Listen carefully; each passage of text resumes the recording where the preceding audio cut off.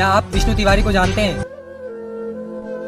सन 2000 में झूठे rape case के मामले में फंसे विष्णु तिवारी हाईकोर्ट के द्वारा 376, 504, 506 SC/ST एक्ट के तहत आजीवन कारावास के मामले में खुद को निर्दोष साबित करते हुए 20 साल बाद जेल से रिहा हुए। ये घटना उत्तर प्रदेश के ललितपुर नामक जिले के सिलवान गांव में रहने वाले विष्णु तिवारी की है।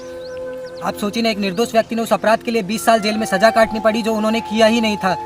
सन 2003 में विष्णु तिवारी को आजीवन कारावास की सजा सुनाई गई।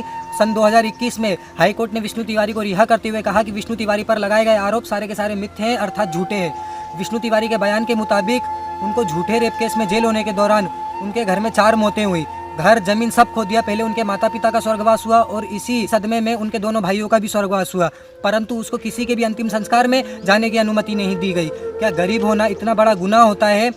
यदि कोई नेता या अभिनेता को जरा सा बुखार आने पर जमानत मिल जाती है, वहीं दूसरी तरफ विष्णु तिवारी जैसे निर्दोष व्यक्तियों को अपने माता पिता एवं भाइयों के अंतिम संस्कार में सम्मिलित होने तक का मौका नहीं दिया जाता। विष्णु तिवारी के बयान में उन्होंने ये भी कहा कि मैं और ज्यादा जेल में रहता तो मैं आत्महत्या कर लेता। साहस हौसला कोई नहीं आत्महत्या भी हम करना चाह रहे थे।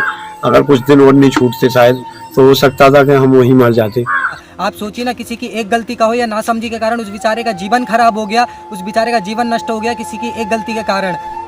और इस विष्णु तिवारी के केस में पुलिस की नाकामयाबी को भी दर्शाता है। यदि वह निष्पक्ष रूप से गहनतापूर्वक इस केस की जांच करते तो विष्णु तिवारी के निर्दोष होने के बावजूद उनको 20 साल जेल में गुजारने की आवश्यकता नहीं होती। क्या अब विष्णु तिवारी के निर्दोष साबित होने के बाद क्या उन पर झूठे केस में फंसाने वाले व्यक्तियों के ऊपर क्या कोई एक्शन नहीं लिया जाएगा?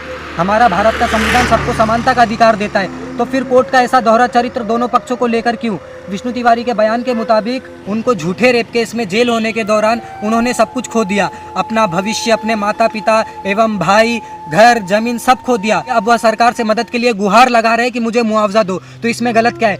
जब हम निर्भया कांड के दौरान न्याय मांग सकते हैं, जब हम श्रद्धा के 35 टुकड़ों के मामलों में न्याय मांग सकते हैं, जब हम महिलाओं को प्रताड़ित करने के मामलों में न्याय मांग सकते हैं, जब हम एसिड फेंकने वाले गुनहगारों को फांसी दो कह सकते हैं, तो फिर विष्णु तिवारी जैसे निर्दोष व्यक्तियों के लिए न्याय क्यों नहीं मांग सकते? तो मेरा भारत सरकार से नम्र निवेदन है कि आप विष्णु तिवारी को न्याय दिलाइए, उनको उनका हक दीजिए। और मैं पूरे देश से कहना चाहता हूं कि किसी को भी भेदभाव के चश्मे से देखने का कार्य ना करे, चाहे वो लड़का हो चाहे लड़की हो।